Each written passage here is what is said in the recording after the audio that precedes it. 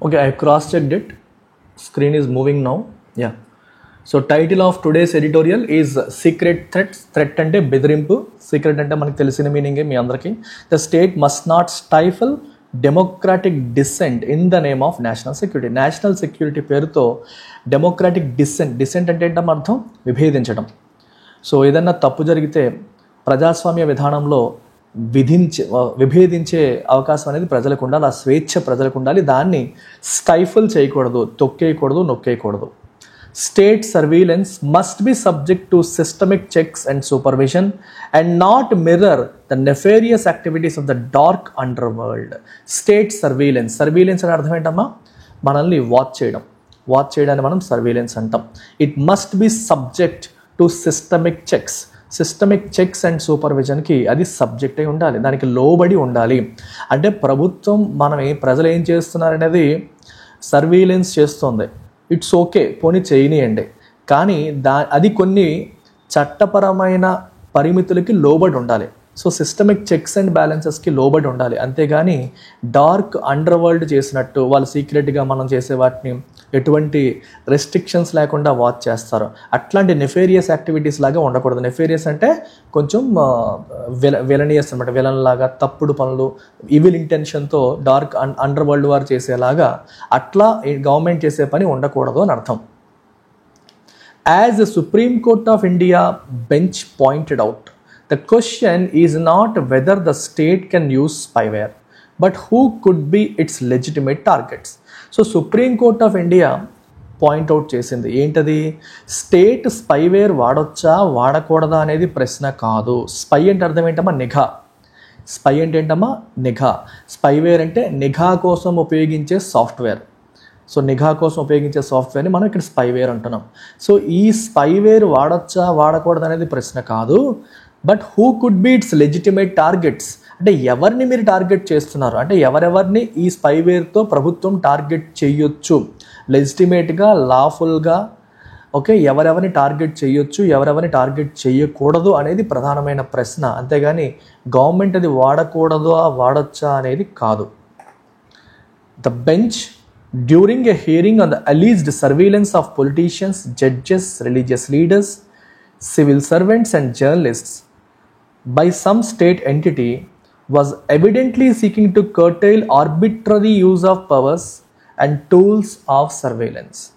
So bench అంటే ధర్మాసనం అంటాం తెలుగులో, అంటే మోర్ దాన్ వన్ జడ్జ్ కలిసి డెసిషన్ తీసుకున్నప్పుడు దాన్ని బెంచ్ అంటారు. So during a hearing on the alleged surveillance, alleged అంటే ఆరోపించిన విధంగా, ఆరోపిస్తున్నట్టుగా, సర్వేలెన్స్ అంటే ఏం చేస్తున్నారు అనే దాన్ని వాచ్ చేస్తున్నారు అని అర్థం.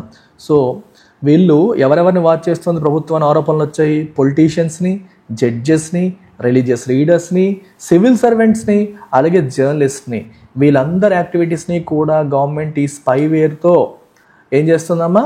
వాచ్ చేస్తుంది అని చెప్పేసి మనకి ఒక ఆరోపణ అనేది వచ్చింది.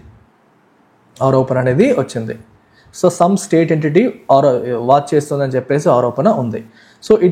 సో ఈ బెంచ్ దీన్ని హియర్ చేస్తాను. సో ఈ పర్టికులర్ కేసు హియరింగ్లోకి వచ్చింది. So bench was evidently seeking అంటే ప్రయత్నం చేస్తుంది, టు కర్టైల్ అంటే కట్ షార్ట్, తగ్గించడం, ఆర్బిట్రరీ అంటే వితౌట్ ఎనీ సౌండ్ బేసిస్, ఒక బేసిస్, లాజిక్, రీజనింగ్ లేకుండా ఇష్టం వచ్చినట్టుగా, నచ్చినట్టుగా use of the powers and tools of surveillance, పవర్స్ని కానీ టూల్స్ ఆఫ్ సర్వేలెన్స్ని కానీ ఇష్టం వచ్చినట్టుగా వాడే విధానాన్ని కర్టైల్ చేయాలి, కట్ షార్ట్ చేయాలని చెప్పి బెంచ్ ప్రయత్నం చేస్తుంది. ఎవిడెంట్లీ అంటే మనకి బయటికి కనిపిస్తున్న విధంగా అన్నట్టు, మనకి that is how it is evident అంటే visible. So visibly seeking to curtail అంటే cut short, arbitrary use. So ప్రభుత్వం తనకున్న పవర్స్ని కానీ ఈ సర్వీలెన్స్ టూల్స్ని కానీ ఇష్టం వచ్చినట్టు వాడకుండా కొన్ని పరిమితులకి లోబడి చట్టపరంగా వాడేలాగా చేయాలి అనేది బెంచ్ యొక్క ప్రయత్నంగా మనకు కనిపిస్తోంది. The government has neither confirmed nor denied that it uses Pegasus, an Israel-made military-grade spyware that is sold only to state agencies, which was used to target a wide range of people. So బేసికల్గా ఇక్కడ అసలు main focus area ఏంటంటే Pegasus అనే spyware. So Pegasus అనేది Israel తయారు చేసిన ఒక spyware. ఇది మిలిటరీ గ్రేడ్ స్పైవేర్. ఇది ఎవరికి అమ్ముతారంటే ఓన్లీ గవర్నమెంట్స్కి మాత్రమే ఇది అమ్మబడుతుంది. సో కార్పొరేట్లకు కానీ కమర్షియల్ ఎంటిటీస్ కానీ పెగసస్ అనే సాఫ్ట్వేర్ని స్పైవేర్ని వాళ్ళు అమ్మరు. So it is sold only to state agencies.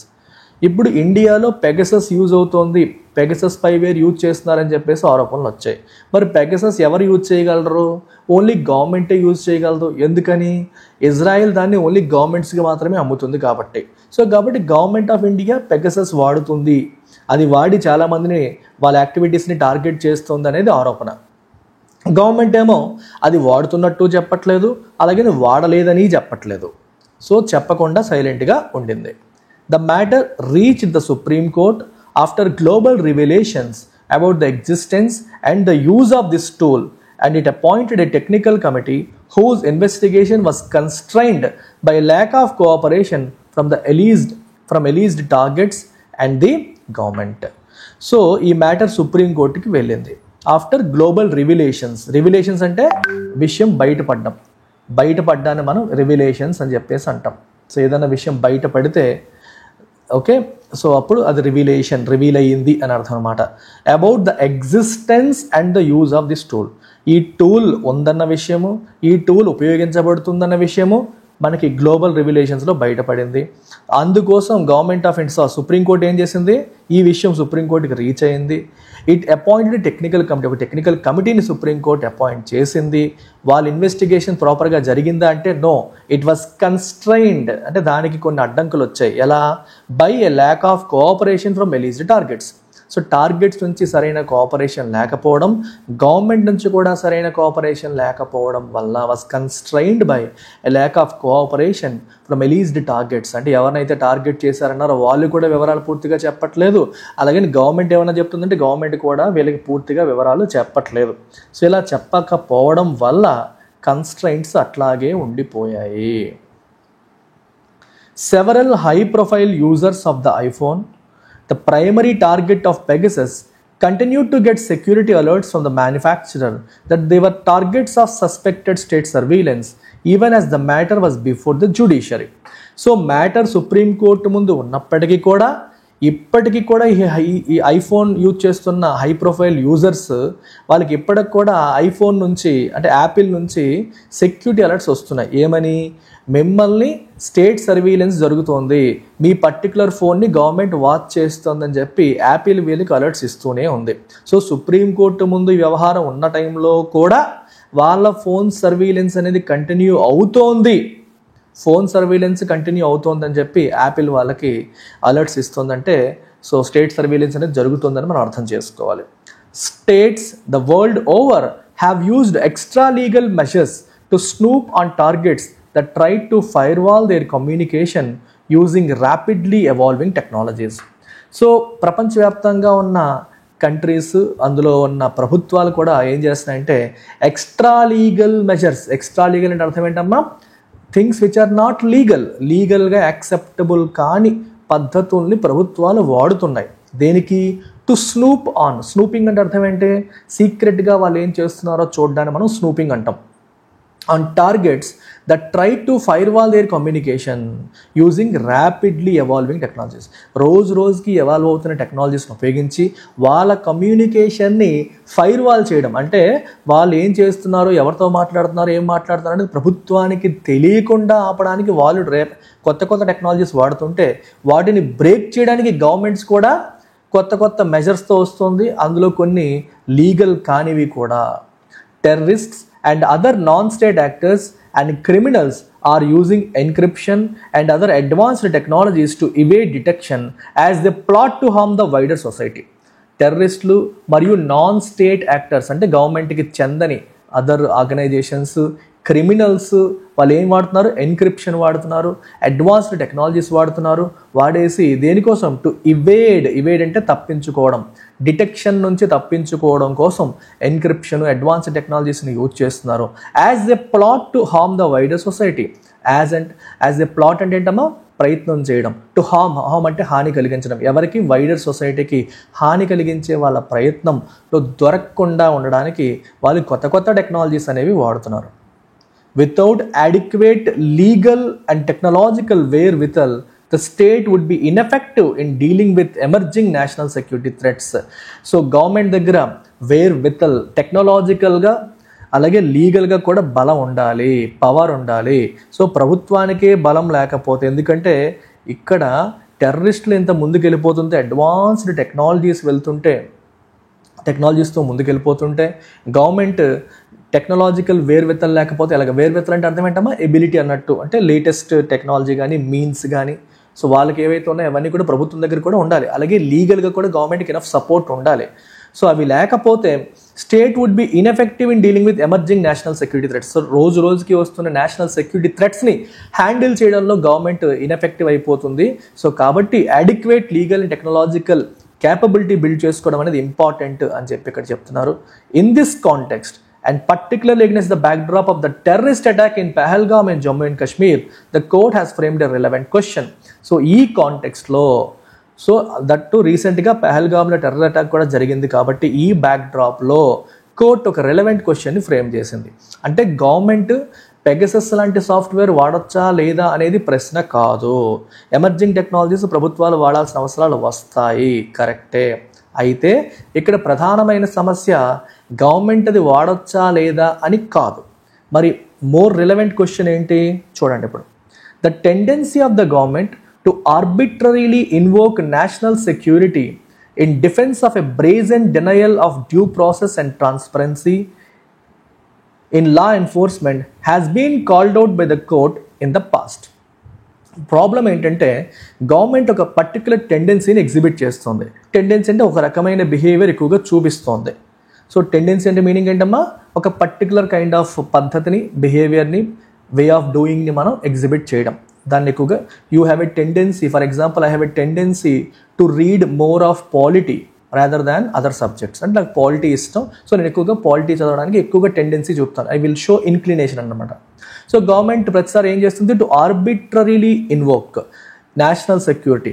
ఎప్పుడైనా సరే గవర్నమెంట్ ప్రాసెస్ ఫాలో అవ్వకపోయినా, ట్రాన్స్పరెన్సీ ఫాలో అవ్వకపోయినా, సో గవర్నమెంట్ తన వ్యవహారాల్లో ట్రాన్స్పరెంట్గా ఉండనప్పుడు, డ్యూ ప్రాసెస్ ఫాలో అవ్వనప్పుడు గవర్నమెంట్ ఏం చేస్తుంది? ప్రతిసారి ఓపెన్గా ఓకే ఏం చేస్తుందమ్మా? In defence of a brazen denial. Brazen అంటే అర్థం ఏంటి? ఓపెన్.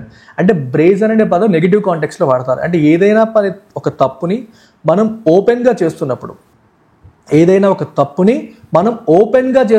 అర్థమైందా? ఒక తప్పుని మనం ఓపెన్గా చేస్తున్నప్పుడు సో గవర్నమెంట్ ఏం చేస్తుంది? ఒక డిఫెండ్ చేసుకోవడానికి ట్రై చేస్తుంది. ఎలా ట్రై చేస్తుంది? By invoking national security. మేము ఏం చేసినా నేషనల్ సెక్యూరిటీ కోసమే చేస్తున్నాం అనే పదాన్ని ఉపయోగించేసుకొని దాన్ని డిఫెన్స్ కోసం వాడేసి డ్యూ ప్రాసెస్ని, ట్రాన్స్పరెన్సీని వైలేట్ చేస్తూ వస్తుంది. ఇలా ప్రభుత్వం చేయడాన్ని ఇంతకుముందు కోర్ట్స్ కాల్డ్ అవుట్ అంటే అర్థం ఏంటమ్మా? తప్పు పట్టాయి. ప్రభుత్వం ఇలాగ ప్రతిసారి కూడా నేషనల్ సెక్యూరిటీ అనే ప్రిటెక్స్ట్ పెట్టుకొని మీరు డ్యూ ప్రాసెస్ని వైలేట్ చేస్తారంటే కరెక్ట్ కాదు అని ఎన్నోసార్లు ప్రభుత్వం యొక్క తప్పుల్ని సుప్రీంకోర్టు ఎత్తి చూపింది. There is also the disturbing trend of government actors routinely labelling political opponents as anti nationals. ఇంకో ప్రాబ్లం ఏంటి? ప్రభుత్వానికి వ్యతిరేకంగా ఎవరైనా మాట్లాడితే చాలు వాళ్ళని యాంటీ నేషనల్స్గా లేబుల్ చేయడం అంటే ముద్ర వేస్తున్నారు. అది కూడా ఒక disturbing trend. If someone talks against the government and వాళ్ళు ఇంకా దేశానికే వ్యతిరేకులు అన్నట్టుగా, దేశ ద్రోహులుగా వాళ్ళని చిత్రీకరించే ప్రయత్నాలు కూడా జరుగుతున్నాయి. అది ఒక డిస్టర్బింగ్ ట్రెండ్ అని చెప్పంటున్నారు. If the state is to claim more surveillance powers, corresponding and robust guard rails must also be engineered. So state ఇంకా ఎక్కువ సర్వీలెన్స్ పవర్స్ని క్లెయిమ్ చేయాలనుకుంటే, గ్యాదర్ చేయాలనుకుంటే దానికి తగ్గట్టుగా సేఫ్ గార్డ్స్ కూడా పెట్టాలి. గార్డ్ రైల్స్ కూడా ఇంజనీర్ చేయాలంటే అర్థం ఏంటమ్మా? సేఫ్ గార్డ్స్ అంటే ఇప్పుడు ప్రభుత్వానికి పవర్స్ పెరిగే కొద్దీ ఆ పవర్స్కి కంట్రోల్స్ కూడా ఉండాలి. అంటే ఆ పవర్ ఎప్పుడు ఎలా వాడచ్చు, ఏ సందర్భంలో వాడచ్చు, ఎలాంటి సందర్భంలో వాడకూడదు అనే రూల్స్ అండ్ రెగ్యులేషన్స్ కూడా బిల్డ్ అవ్వాలి అని అర్థం. National security cannot be an excuse for executive arbitrariness and a violation of individual rights and dignity. So national security అనే దాన్ని పెట్టుకొని ప్రతిసారి కూడా ఎగ్జిక్యూటివ్ ఆర్బిట్రరీగా ఎగ్జిక్యూటివ్ ప్రవర్తించడానికి లేదు. It cannot be an excuse for executive arbitrary అంటే అర్థం ఏంటమ్మా? ఇష్టం వచ్చినట్టు ప్రవర్తించడము, ఒక పద్ధతి లేకుండా ప్రవర్తించడం మనం ఆర్బిట్రరీనెస్ అంటాం. సో ఎగ్జిక్యూటివ్ ఆర్బిట్రరీనెస్కి నేషనల్ సెక్యూరిటీ అనేది ఒక ఎక్స్క్యూజ్ కాకూడదు. And it cannot be a violation of individual rights and dignity. Individual rights మరియు డిగ్నిటీకి వైలేషన్కి కూడా అది కారణం అవ్వకూడదు. It cannot be a violation of, అంటే అర్థమవుతుందా, ప్రజల యొక్క రైట్స్ డిగ్నిటీని వైలేట్ చేయడానికి, ఇష్టం వచ్చినట్టు ప్రవర్తించడానికి నేషనల్ సెక్యూరిటీని ఒక కారణంగా వాడుకోకూడదు అని చెప్పి ఆర్టికల్ చెప్తోంది. Protocols that ensure that clearly defined standards and steps are followed in surveillance must be established. So surveillance విషయంలో కూడా clearly defined standards and steps ప్రభుత్వం ఫాలో అయ్యేలాగా ప్రోటోకాల్స్ని మనం ఎస్టాబ్లిష్ చేయాలి. Once the security concerns are overcome and within appropriate timelines, these processes should be subject to oversight by other branches of government and the public at large. ఒకసారి ఈ security concerns అనేవి దాటిపోయిన తర్వాత, అయిపోయిన తర్వాత అప్రోప్రియేట్ టైమ్ లైన్స్లో ప్రభుత్వం ఏ process follow అయ్యిందనే విషయాన్ని other branches of the government అంటే లెజిస్లేచరు, జ్యుడిషియరీ కూడా దాన్ని పర్యవేక్షించే పరిస్థితి ఉండాలి. ప్రజలకు కూడా ట్రాన్స్పరెంట్గా తెలియచేయాలి. ఓవర్సైట్ అంటే పర్యవేక్షణ. At any rate, no state agency can have the authority to interfere in the democratic politics of the country. ఎలా తీసుకున్నా సరే, అట్ ఎనీ రేట్ అంటే ఎలా తీసుకున్నా సరే, ఏ గవర్నమెంట్ ఏజెన్సీ కూడా డెమోక్రాటిక్ పాలిటిక్స్ ఆఫ్ ద కంట్రీలో ఇంటర్ఫీర్ అయ్యే అథారిటీ వాళ్ళకు ఉండదు. ఆర్ స్టైఫుల్ డిసెంటింగ్ వాయిసెస్, ప్రభుత్వానికి వ్యతిరేకంగా ఎవరైనా మాట్లాడినా డిసెంటింగ్ అంటే విభేదించే వాయిసెస్ని నొక్కే అధికారం కూడా ఏ స్టేట్ ఏజెన్సీకి ఉండదు. యాక్టివిజంని కూడా తొక్కేసే అవకాశం ఉండకూడదు, అధికారం ఉండకూడదు. While trying to tackle and uncertain security ఎన్వైర్న్మెంట్ని ట్యాకిల్ చేసే ఈ ప్రయత్నంలో the compass of India's constitutional democracy must stay firm. Compass అంటే ఏంటమ్మా, దిక్సూచి, డైరెక్షన్ చూపేదాన్ని మనం కంపాస్ అంటాం. ఇండియా యొక్క కాన్స్టిట్యూషనల్ డెమోక్రసీ సరైన దారిలో వెళ్ళేలాగా అది ఫర్మ్గా ఉండాలి, తప్పుడు దారిలో వెళ్లకుండా మనం చూసుకోవాలి అని ఇక్కడ అంటున్నారంటే సెక్యూరిటీ ఆస్పెక్ట్స్ని మనం హ్యాండిల్ చేసే క్రమంలో డెమోక్రసీని తొంగలో తొక్కకూడదు అని ఇక్కడ ప్రధానమైన ఉద్దేశం. సో దీని యొక్క సమ్మరీ ఇక్కడ ఇచ్చాము, ఒకసారి చెక్ చేసుకోండి అందరూ. సో ఎంసీక్యూస్లోకి వస్తే టోన్ ఆఫ్ ది ఆథర్ ఏంటమ్మా, is it optimistic? No. Is it cautionary? Yes. ఇది కాషనరీగా ఉంది, జాగ్రత్త చెప్తోంది. ప్రభుత్వం సెక్యూరిటీ, నేషనల్ సెక్యూరిటీ పేరుతో అధికార దుర్వినియోగం చేస్తుంది అన్నట్టుగా మాట్లాడుతుంది, అలా చేయకూడదు అని చెప్తోంది. What is the central idea of the article? మీరు పెట్టండి answer. I want you to answer this.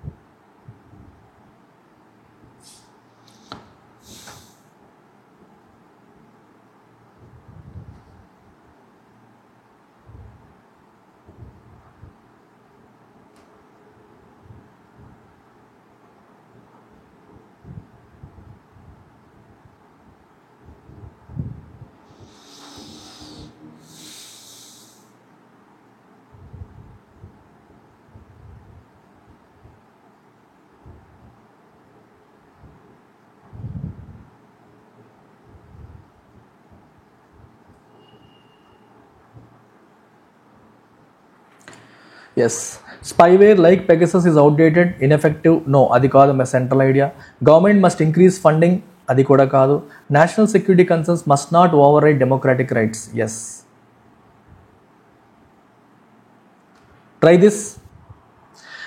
Based on the editorial, which one of the following can be most reasonably inferred?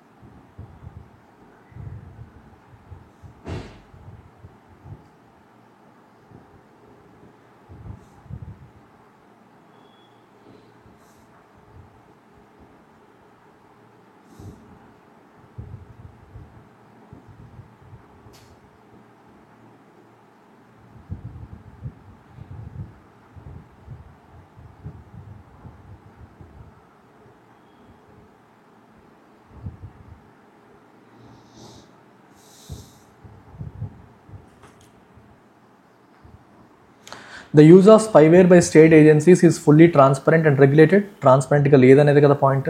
Surveillance technologies are ineffective against modern threats. No. ఇక ఇదే మీరు tempt అయ్యి తప్పు చేసే area. Modern threats విషయంలో surveillance technologies ineffective అని మీరు ఎందుకు అనుకుంటున్నారు? అది ఇన్ఫరెన్సా చెప్పండి? మీరు రీసెంట్గా ఇప్పుడు పెహల్గామ్ అటాక్ జరిగింది అందుకని చెప్పి సర్వీలెన్స్ టెక్నాలజీ ఇన్ఎఫెక్టివ్ అని మీ మైండ్లో పడిపోయింది. మీరు ఆర్టికల్ బేస్ చేసుకొని ఆన్సర్ చేయాలి, మీకు అనిపించింది ఆన్సర్ చేయకూడదు. ఆర్టికల్లో మీకు అలా చెప్పలేదు కదమ్మా, సర్వీలెన్స్ టెక్నాలజీస్ ఇన్ఎఫెక్టివ్ అని చెప్పారా? లేదు కదా. టెర్రరిజం పరంగా చేయలేకపోతాయని చెప్పారా? ఆర్టికల్ నుంచి అది మీరు ఇన్ఫర్ చేయలేరు. మీరు రీసెంట్గా న్యూస్లో చూసారు కాబట్టి దాన్ని మీరు మైండ్లో పెట్టుకుని ఆన్సర్ పెట్టేస్తున్నారు. అలా పెట్టకూడదు. ఏదైనా సరే based on the editorial, based on the article answer చేయాలి. Any surveillance by the state must be legally accountable and not arbitrary. Main point ఇది. స్టేట్ యొక్క సర్వీలెన్స్ అనేది లీగల్గా అకౌంటబుల్గా ఉండాలి, అంతేగాని ఆర్బిటరీగా ఉండకూడదు. అంటే వాళ్ళకి ప్రభుత్వానికి ఇష్టం వచ్చినట్టుగా చేయకూడదు. ఒక పద్ధతిగా రూల్ బేస్డ్గా వెళ్ళాలి అనేది main point. Try this assumption.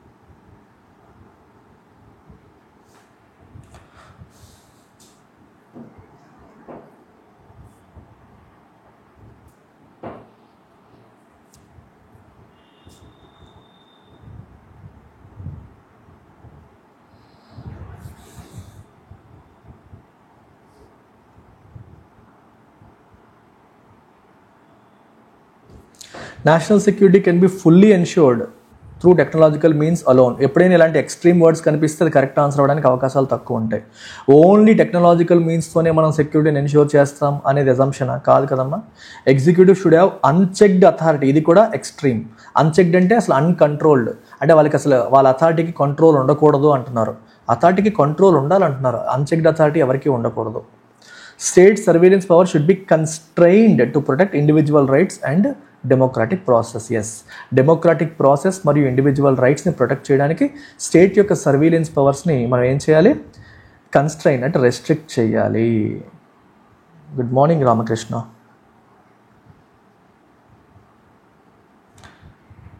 Argument, strengthening argument చేయండి అమ్మా. Which of the following statements would most strengthen the argument? State must not stifle democratic dissent అనే దాన్ని స్ట్రెంథన్ చేసే ఆర్గ్యుమెంట్ చెప్పండి. Which argument strengthens others' point? Which statement strengthens others' point?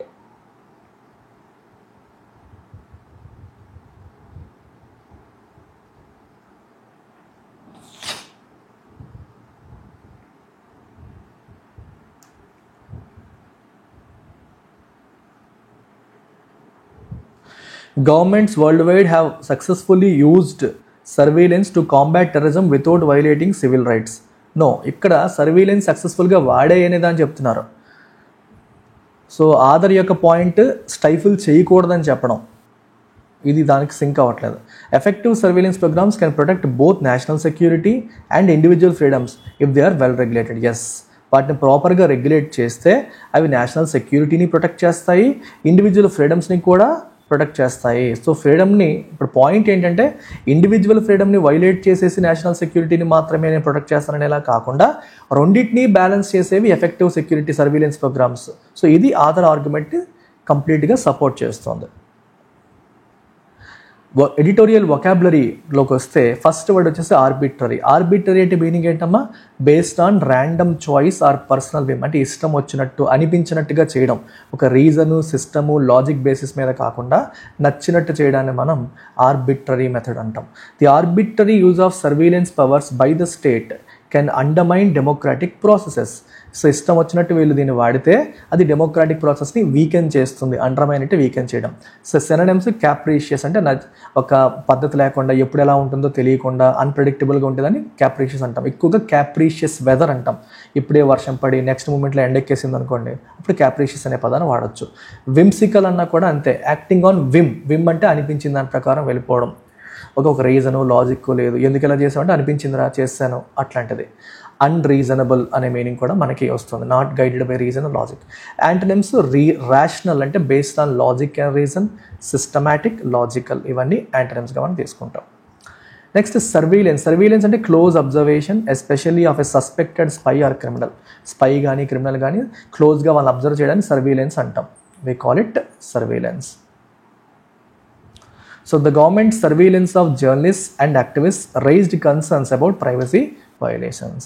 So జర్నలిస్ట్ని యాక్టివిస్టులని surveillance చేయడం అనేది ప్రైవసీ వైలేషన్స్ విషయంలో కన్సర్న్స్ని రైజ్ చేస్తోంది. జర్నలిస్ట్ అండ్ యాక్టివిస్టులని సర్వీలెన్స్ చేయడాన్ని ప్రైవసీ వైలేషన్ విషయంలో మనకి కన్సర్న్స్ రైజ్ చేస్తుంది. సిమిలర్ వర్డ్స్ అంటే మానిటరింగ్, అబ్జర్వేషన్, స్క్రూటినీ. మీకు తెలిసిన పదాలు ఇవన్నీ కూడా అబ్జర్వ్ చేయడం, స్క్రూటినీ చేయడం. Antonyms disregard, neglect, inattention. ఇవి కూడా మీకు తెలిసిన పదాలు, ఈజీ వర్డ్స్, పట్టించుకోకపోవడం. ఓవర్ రీచ్ అంటే గోయింగ్ బియాండ్, నీ లిమిట్ దాటి వెళ్ళడం. యాక్సెప్టబుల్, రీజనబుల్ లిమిట్ని క్రాస్ చేసి వెళ్ళడాన్ని మనం ఓవర్ రీచ్ అంటాం. సో యూసేజ్ ఎగ్జాంపుల్ వచ్చేసి governments over reach in surveillance practices has raised serious legal concerns. So surveillance practices విషయంలో గవర్నమెంట్ యొక్క ఓవర్ రీచ్ అనేది సీరియస్ లీగల్ కన్సర్న్స్ని రైజ్ చేసింది. అంటే గవర్నమెంట్ తన పరిధిని దాటి వెళ్తోంది అని అర్థం. Exceed, to go beyond a limit or boundary అని అర్థం. సో ఓవర్ స్టెప్, ట్రాన్స్గ్రెస్ అన్న మన లిమిట్ క్రాస్ చేయడం, లాని, ప్రిన్సిపల్ని, బౌండరీస్ని క్రాస్ చేసి వెళ్ళిపోవడాన్ని ట్రాన్స్గ్రెషన్ అంటాం. So antonyms under estimate, confirm. And confirm అంటే FIRM కాదమ్మా, FORM అంటే పరిధిలో ఉండడము అని అర్థం, రూల్ ప్రకారం నడుచుకోవడము అని అర్థం. రిస్ట్రైన్ అంటే లిమిట్ ఆర్ హోల్డ్ బ్యాక్, అదుపు చేసుకోవడం అని అర్థం. నెఫేరియస్నెస్ అంటే అర్థం ఏంటి? The quality or state or being wicked అంటే మోసపూరితంగా, విలనియస్గా, మోరల్గా తప్పుడుగా ఉండడాన్ని మనం నెఫేరియస్నెస్ అంటాం. డార్క్ వరల్డ్ గురించి మాట్లాడినప్పుడు ఈ పదం రాశారు. Nefariousness of the government's actions raised serious ethical questions about it surveillance practices. Government యొక్క యాక్షన్స్లో కొంచెం వికెడ్నెస్ కనిపిస్తుంది, ఏదో మోసం కనిపిస్తుంది. సో దానివల్ల తన సర్వీలెన్స్ ప్రాక్టీసెస్ విషయంలో కొన్ని ఎథికల్ క్వశ్చన్స్ని రైజ్ చేస్తుంది అని అర్థం. So synonyms wickedness, villainy, malaise అంటే ఒక ఈవిల్ ఇంటెన్షన్ని మెలైస్ అంటాం. యాంటనిమ్స్ వర్చు, గుడ్నెస్, నొబిలిటీ, ఇవన్నీ కూడా యాంటనిమ్స్. వర్చు, నొబిలిటీ అంటే మంచి ఉద్దేశం, నోబుల్గా, ఆనరబుల్, ఎథికల్గా, కరెక్ట్గా ఉండడం. Legitimacy is a noun which means the quality of being accepted as valid or justified by law or authority. If something is legitimate that means it is accepted as valid అని అర్థం. ఒకటి ఏదైనా legitimate అంటే అది accepted, valid, justified అని అర్థం. So use as example, the court questioned the legitimacy of the surveillance tactics employed by the government. So court government employ చేస్తున్న surveillance tactics యొక్క లెజిటిమసీని క్వశ్చన్ చేసింది, ప్రశ్నిస్తోంది అని అర్థం అన్నమాట. ఓకే, వ్యాలిడిటీ, అథెంటిసిటీ, జస్టిఫైయబుల్, ఇవన్నీ కూడా జస్టిఫైయబిలిటీ అనేవి సినోనిమ్స్గా చెప్పొచ్చు. యాంటనిమ్స్ అథెంటిసిటీ అంటే ఒరిజినాలిటీ అని అర్థం. జస్టిఫైయబిలిటీ అంటే yes it can be defended అని అర్థం. Antonyms illegitimacy, invalidity, unjustifiability. So today's idiom of the day, raise a red flag. Red flag raise చేయడం అంటే ఒక వార్నింగ్ని సిగ్నల్ చేయడం, ఏదో తప్పు జరుగుతోంది, ఏదో ప్రాబ్లం రాబోతోంది అని, ఒక డేంజర్ రాబోతోంది అని చెప్పడాన్ని మనం రైజింగ్ ఏ రెడ్ ఫ్లాగ్ అంటాం. The discovery of the use of the Pegasus spyware has raised A red flag about the potential for government over reach and violation of privacy rights. So Pegasus spyware ప్రభుత్వం వాడుతోందనే విషయం discover అయ్యింది. So అది ఒక red flag rise చేసింది, అంటే government తన limit దాటుతోంది, మన privacy రైట్స్ని violate చేసే అవకాశం ఉంది అనే విషయాన్ని, అది ఆ డేంజర్ని అది ఓపెన్గా చెప్పింది. ఏంటి ఆ విషయం బయటపడడం అనేది? స్పీక్అవుట్ అంటే టు ఎక్స్ప్రెస్ వన్స్ ఒపీనియన్స్ ఓపెన్గా, మనసులో ఏదుంటే అది బయటికి చెప్పడాన్ని మనం స్పీక్అవుట్ అంటాం. Journalist and activist must speak out against arbitrary surveillance and defend their right to privacy. Okay, they have to, జర్నలిస్టులు, యాక్టివిస్టులు ఏం చేయాలి? They must speak out against arbitrary సర్వేలెన్స్కి వ్యతిరేకంగా మాట్లాడాలి, వాళ్ళ రైట్ టు ప్రైవసీని డిఫెండ్ చేసుకోవాలి. సో సో మరొకసారి ఇంగ్లీష్ వీక్నెస్ వల్ల ఎడిటోరియల్స్ ఫాలో అవుతున్న వాళ్ళందరూ కూడా ఈ ప్రోగ్రామ్ కళ్ళు మూసుకొని జాయిన్ అవ్వండి. మిమ్మల్ని ఇంప్రూవ్ చేసే బాధ్యత అనేది మీకు గవర్నమెంట్ జాబ్ తెప్పించే రెస్పాన్సిబిలిటీ నేను తీసుకుంటాను. You can start with 999 rupees. So bank infinity, Saphalya programmes కూడా ఉన్నాయి. ఫుల్ ఫ్లెడ్జ్డ్ బ్యాంక్ కోర్సెస్ కావాలన్నా, ఎస్ఎస్సి కోర్సెస్ కావాలన్నా మన దగ్గర అందుబాటులో ఉన్నాయి. మీరు వాటిని ఉపయోగించుకోవచ్చు. సో దట్స్ ఇట్ అమ్మా. Take care. బై.